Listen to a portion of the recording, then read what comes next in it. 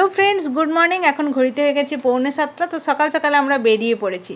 কোথায় যাচ্ছি এক্ষুনি বলবো। তো ট্রেন আমাদের দাঁড়িয়ে আছে, আমরা তিনজনে মিলেই যাচ্ছি, আমি, মা আর মেয়ে। বর যাচ্ছে না অফিসের কারণে, তো ওকে বাই করে দিলাম। আমাদের ট্রেন ছেড়েও দিল।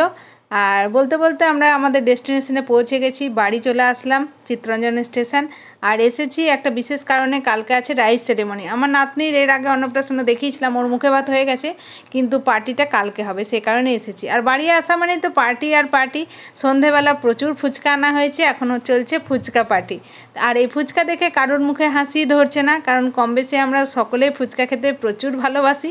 তো আজকে প্রচুর ফুচকা আনা হয়েছে। আর এই ফুচকার মধ্যে থেকেই আবার কিছুটা ফুচকা সরিয়ে রাখা হয়েছে, চুরমুর মাখা হবে তার জন্য। তো ফুচকাগুলো খেয়ে নিই, তারপরে চুরমুরটা খাবো।